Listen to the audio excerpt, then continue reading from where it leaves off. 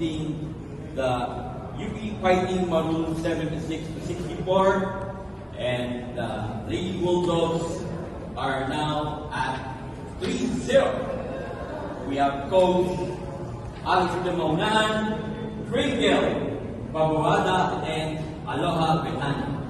Coach Aris, congratulations for this victory. It has been a game of runs. Nakahapon lang ng UP sa first half, for 50 points up, at of that, and 21-2 in the third quarter, and itong UP umabot ng dulo. So what can you say about this game? Tama ka na, this game is always a game of runs, and both teams nagkaroon ng run, and luckily, yun yung third quarter namin, we step on the gas, we clamped down on defense after the halftime break. We made some key adjustments on the defensive side, and I'm glad the team responded well. Yung lang dulo, medyo masakit sa mata. Yung dulong how we end the game was not how we want things to be done. So those are points of improvement for us, for our team moving forward, and hopefully magawa namin paraan. Thank you to Pringle at 16 points, 5 rebounds, and plus 10, 15 plus minutes. So, what can you say na, yun nga, lumabo lang UP nung halftime na natin. Yun nga, lumayo kayo tapos makahapos sila. So, ano yung mga kailangan nyo i-correct para hindi mangyari ito ulit? Yun nga, parang this game is really parang challenge sa amin for the next game talaga. Yung una parang really did something good, pero nung second, parang nagtatapon kami ng bola. Kaya kailangan namin i-adjust yun, yung mga errors namin, mga mistakes namin. Tapos, yung consistency dapat. Yun lang. Thank you. Aloha, you had 7 of 13 points in the third quarter breakaway. You had 4 rebounds and 2 assists. So, yun nga, ano yung halftime? Ano yung sinabi sa iyo si Coach para lumayo kayo yung third quarter? Yun na po kasi nagbigay kami ng 29 points sa second quarter, which is dapat hindi yun yung ibigay namin. So nag-end up yung first half ng tie kami sa UP. So naging adjustment. Sinabi lang ni Coach namin na it always starts sa defense namin. Kaya nag-respond naman kami, which is bigay lang kami ng 2 points sa UP. Okay, important as wala pang field goals at all. So ano lang siguro sinasabi ng Ramon and use defense identity this season?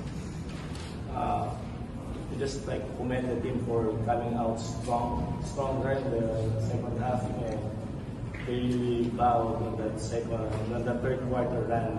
Talaga dumipensa, and then that defense knew well our offense. So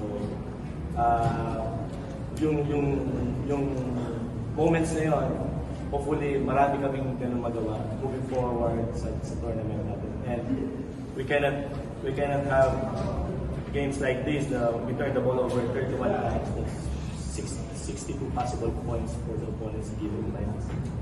Coach, and then big win heading into the finals match against USD this Saturday. So ano na siguro emotions or preparations ng team heading to that match? Kasi syempre, alam naman natin kung paano natin yung last year's finals.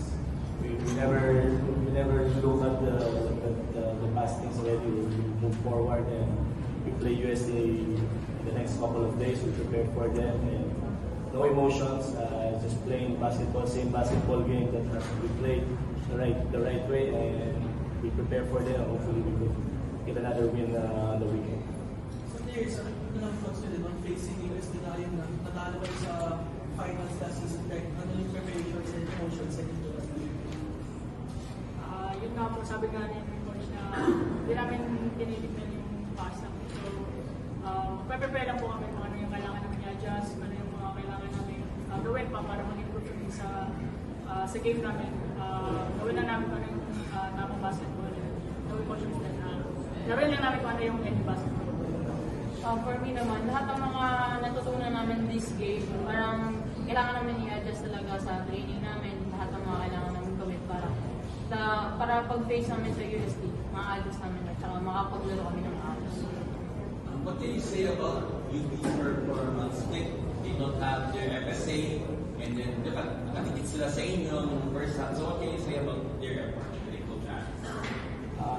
that is a testament of how Coach Paul is leading the team, basketball team. Though, sabi mo nga, even though wala si Favor Ono, but still, they always find ways na mag-compete sa any team dito sa UAP, and that's the beauty of this tournament. Right?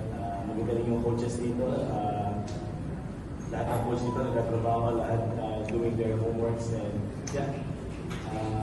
Hats off to Coach Paul, tremendous job of doing things for you. And next year siguro talagang sobrang lakas na next year.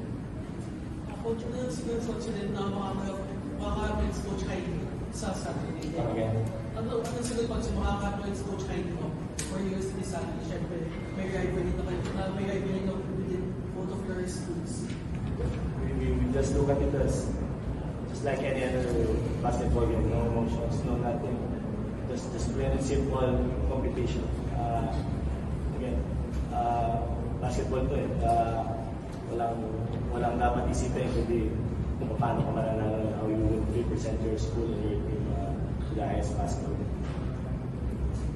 Congratulations, Coach Aris, Brigel, and